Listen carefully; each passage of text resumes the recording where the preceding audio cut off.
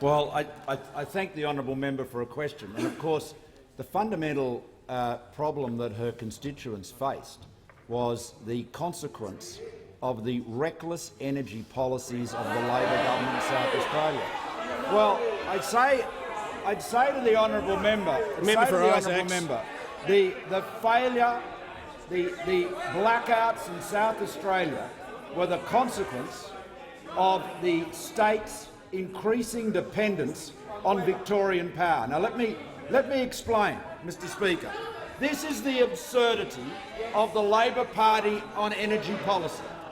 In order to pursue their ideal of having more renewable energy, more green energy, more lower emissions energy, they have closed a base load coal-fired power station in South Australia, the Northern Power Station, and they've closed a gas-fired power station as well. And so at Pelican... Member for Griffith. Thank you. Thank the Minister. So they've closed both of those, and they have a very heavy reliance, therefore, on wind energy. Now, windmills produce electricity.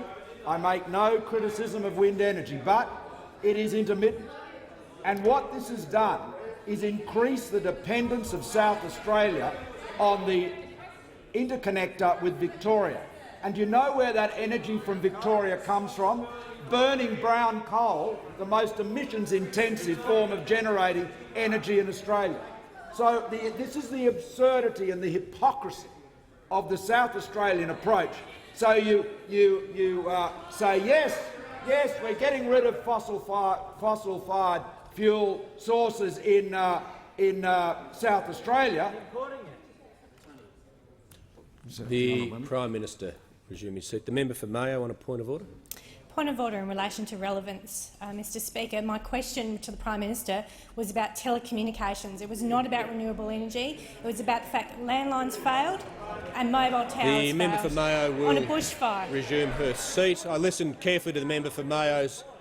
Those on my right will cease interjecting. I'm trying to address the point of order from the member for Mayo. The member for Wakefield is warned. I listened carefully to the member for Mayo's question, and whilst certainly most of the question was about that, there was a preamble on power in South Australia, so I'm listening closely to the Prime Minister, but he's in order. I will conclude, and I say to the honourable member that resilience of telecommunication systems is very important. The government has a mobile phone black spots program, which, remember, in 6 years of Labor government, not 1 cent was spent on mobile phone black spots at all.